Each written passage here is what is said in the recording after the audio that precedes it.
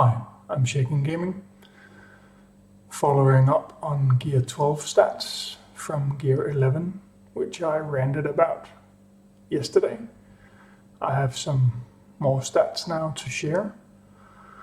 I can also inform that the game is up and running after quite a long time where nearly no one was able to play. I was one of the few lucky ones, but most people didn't. The servers will go down shortly again, probably to fix or change the battleground number of camps from 8 to 10 for those above 1.3 million total hero power and 8 for all below. Meanwhile, Arno season has started. But let's get into the stats.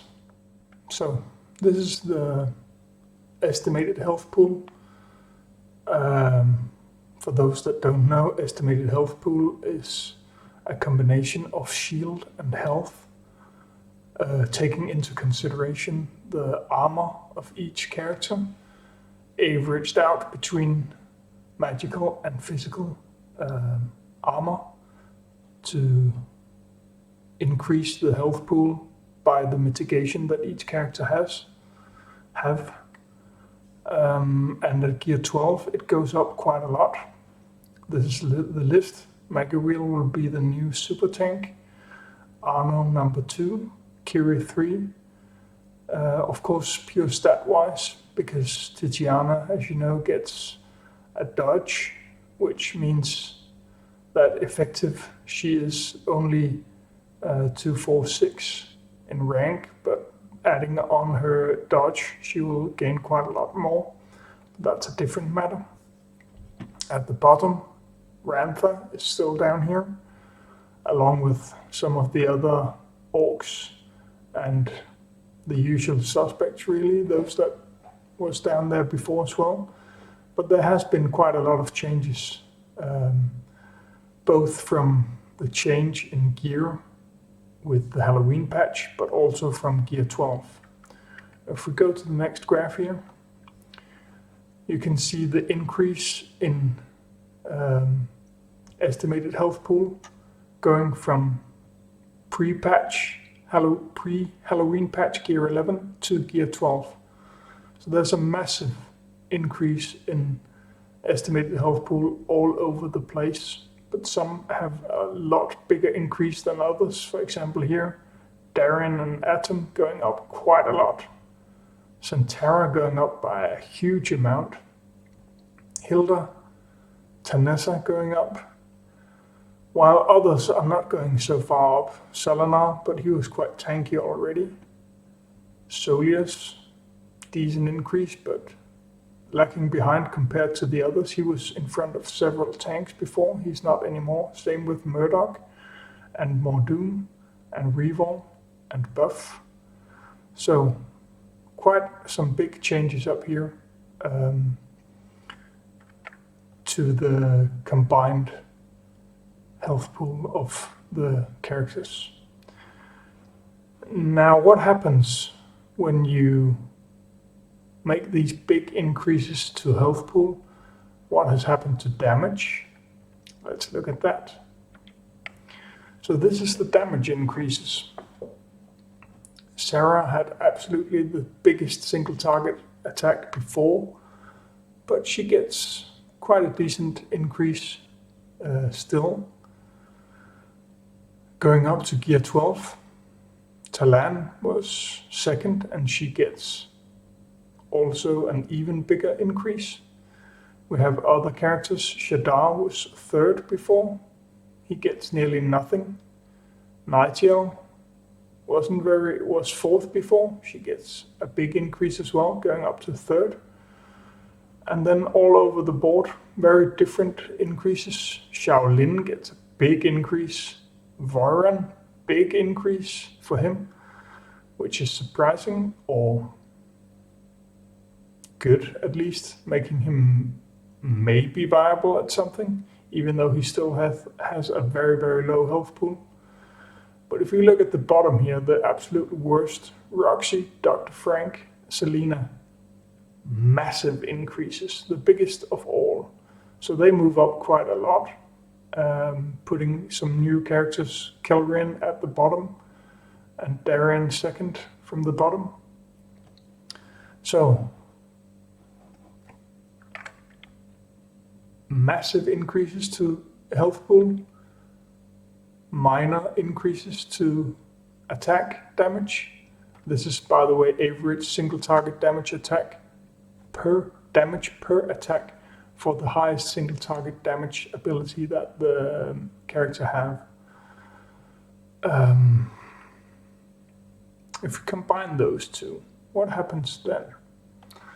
You see here, the increase in the average health pool goes from around 68k per character to 100 and I forgot how much that is, 108 or something, 108k. That's a big improvement. And what about the single target damage? Not so much. And the AoE damage, it looks bigger than the single target increase. It's not really that much bigger, but the numbers are higher, so therefore it looks like a bigger increase. And what happens next? This is a 54% increase in the health pool of every character in the game. At the same time, damage has increased by 12% or 13% if we look at single target or AoE damage. Next step, before at Gear 11, pre-Halloween patch, it would take the average character hitting the average target 7.1 hits to kill the target.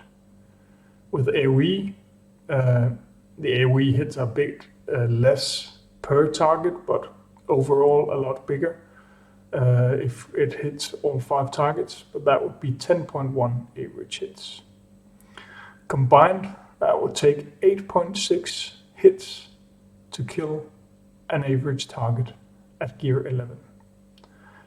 Now, with the new stats, it is instead from 7.8 single target hits up to 9.6.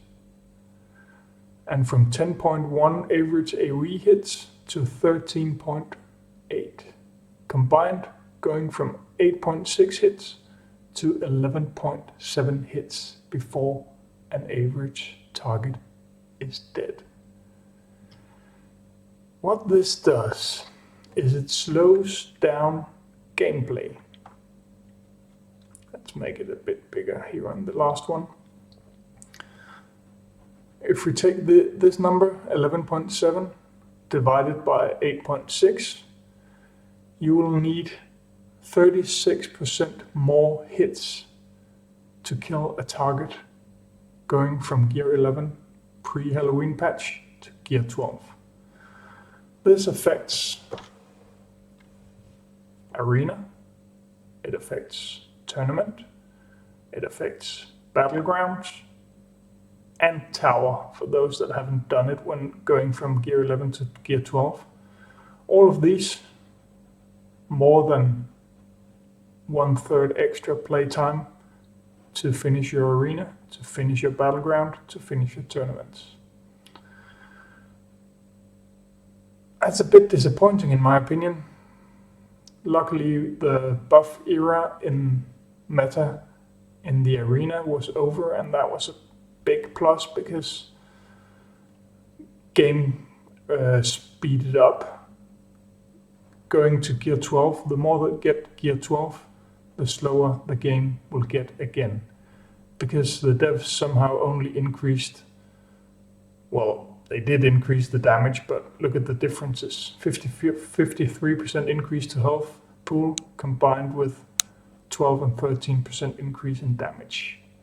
So you can expect to get stronger characters, but they will not do a lot more damage. So, slower gameplay. that's it. Just wanted to shed some light on the gearing up process.